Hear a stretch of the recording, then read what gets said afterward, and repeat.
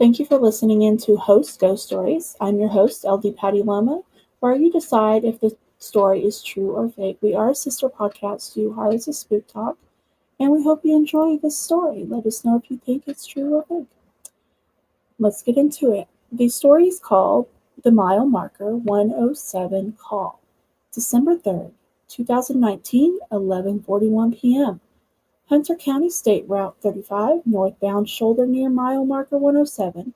Dispatch lodged it as a routine unknown emergency and a landline ping from an emergency call box. The kind with like a blue light on top and a metal headset behind a small door. The call lasted 61 seconds. The operator heard a woman whispering like she was cupping over the receiver. I slid off and I can't get to the door.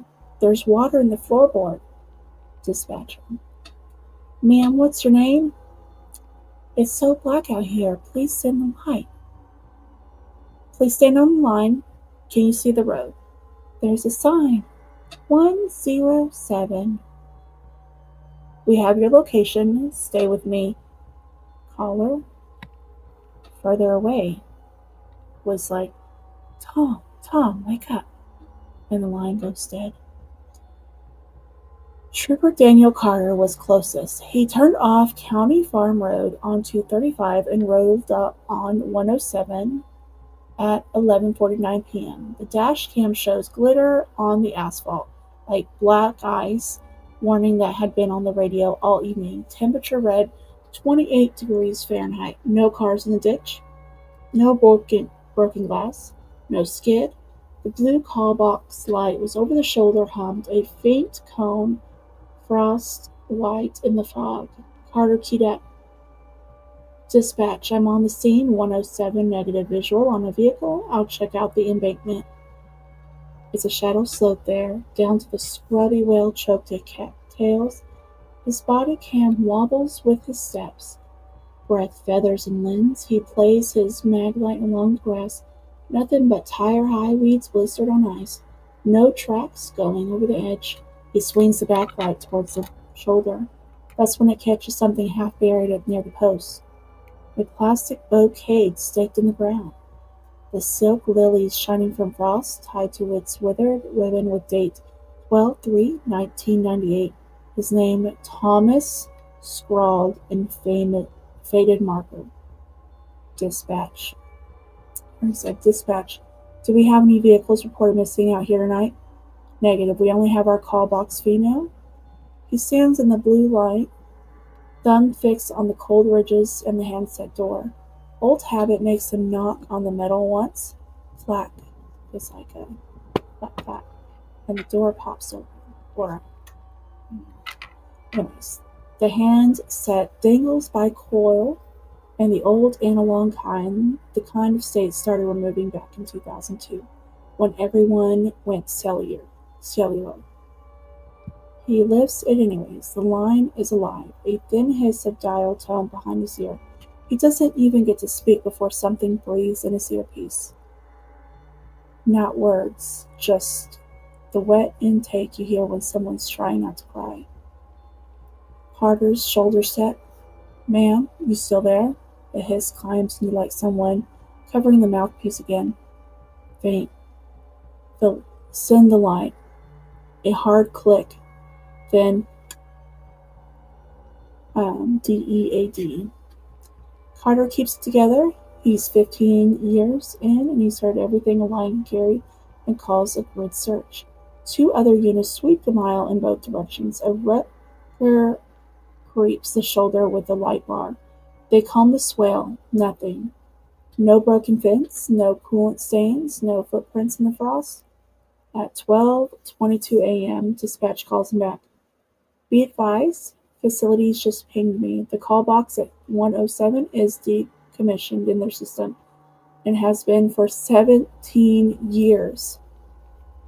Carter looks at the blue light glowing instead of above him. Copy that, he says, because what else do you say when a line calls you?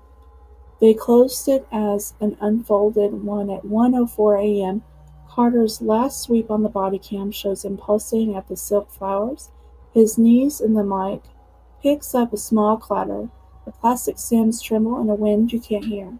He presses the ribbon flat with one gloved finger and reads the date again.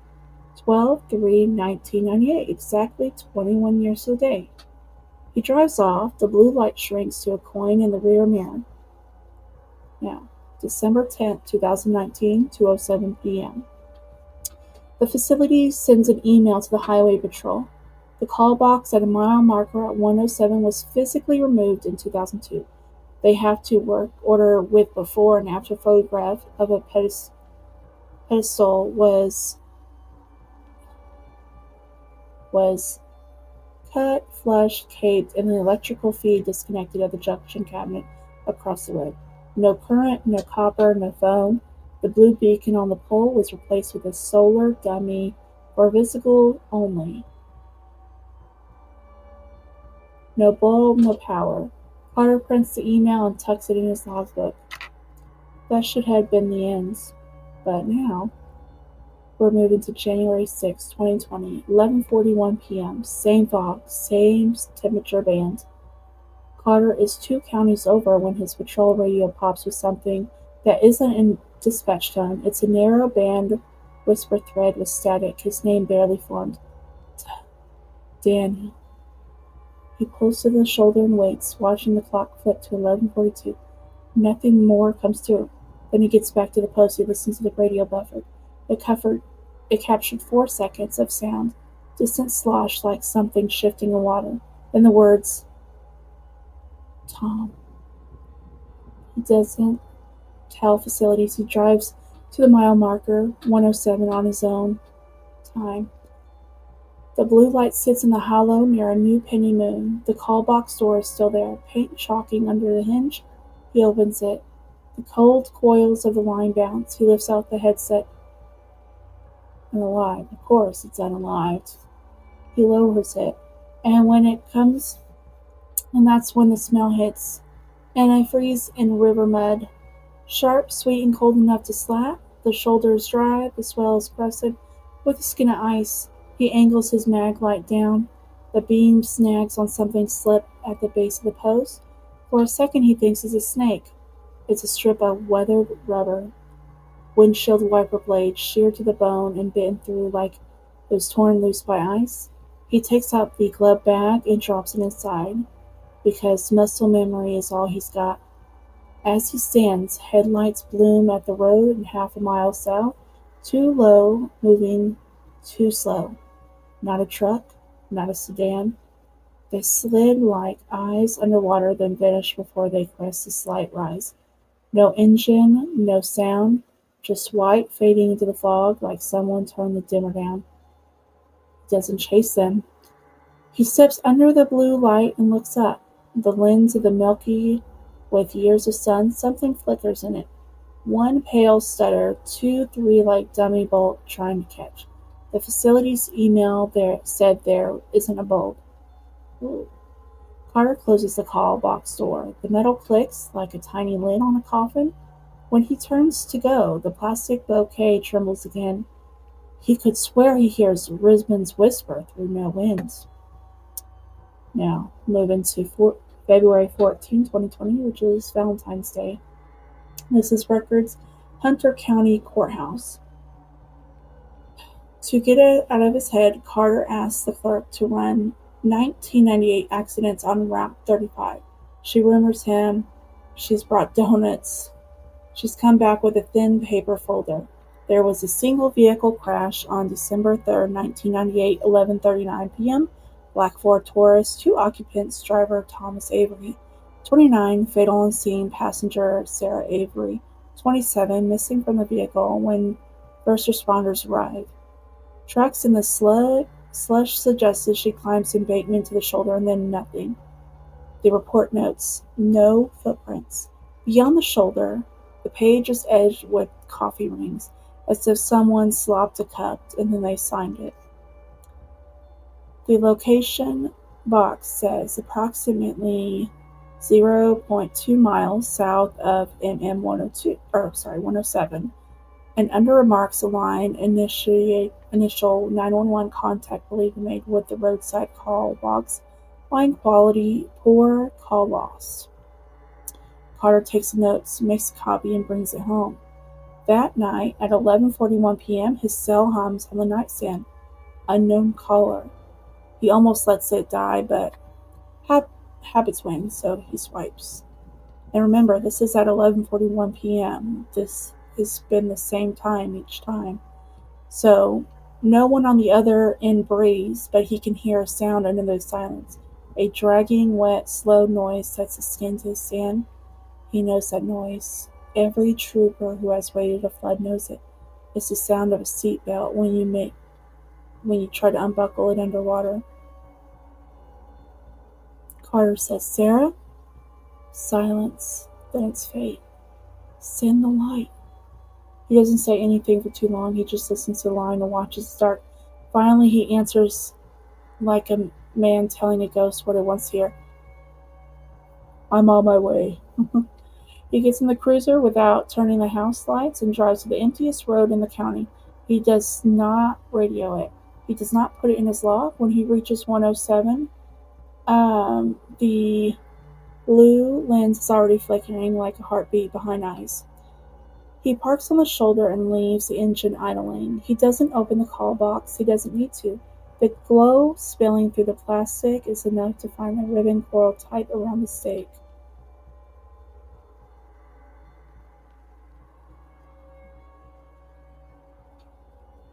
Okay.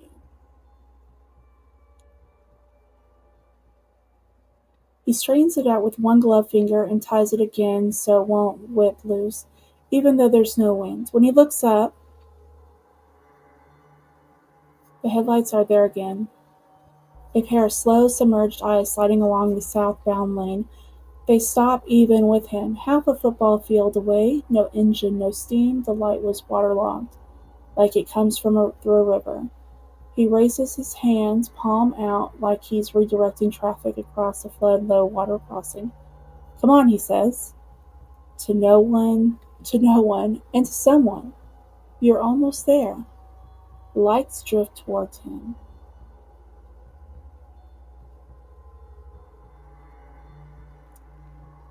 Soft, pale, patient, and then dimmed down left and right to where the bridge culverts runs under the road. The blue lens stops flickering. It holds a steady glow for the space of one long, slow breath and then dark. Carter waits. The smell of antifreeze thins.